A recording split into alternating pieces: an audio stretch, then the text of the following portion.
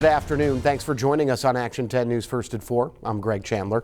On today's Troubleshooters, a single mom asks for help with a used car she says hasn't run right since she drove it off the lot.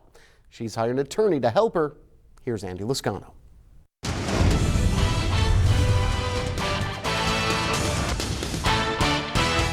This is the 2015 Ford Focus hatchback Roxanne Guartucci of Skidmore bought from the Calallen Chrysler Dodge Jeep Ram dealership in March. Her aunt co-signed for her and Guartucci put $2,000 down. Little did she realize her problems with this particular vehicle were just beginning. They never asked you, would you like to test drive it? No, they did not. They didn't even ask you that? No, they insist to do the driving, which they literally did a circle in their own parking lot. So according to Guartucci, she was never given the opportunity to test drive the vehicle. She further told the Troubleshooters she didn't get to drive the car home that day either because the dealership told her they were going to clean it up for her. The car needed to be really detailed. It was really nasty inside. She remembers having to wait about a week before she finally picked it up and claims she immediately had to buy tires for it. Plus, it just didn't run right and still doesn't. Could be transmission problems, she says. She remembers signing a bunch of paperwork but says this receipt is the only piece of paper she has to prove she bought the car and still doesn't have the title or a contract showing what her monthly payments would be.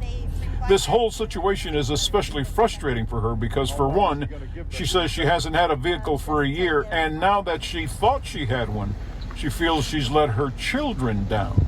And the vehicle's, a thing that I need to keep providing for my kids. And if I don't have a vehicle, I feel like I just failed them. She has to pay for rides to get to and from work. So before contacting the Troubleshooters, she asked attorney Tony Bonilla for help, and on May 24th, his office sent the dealership this demand letter, not asking for a different vehicle, but for a full refund of the $2,000 she put down. The Troubleshooters went to the dealership and spoke with General Manager Zach Lindberg and used car director Jesse Nuncio. They said they knew nothing about the transaction with Guartucci, but wanted her to bring the car in so they could determine the best course of action. Bonilla has advised her not to do that.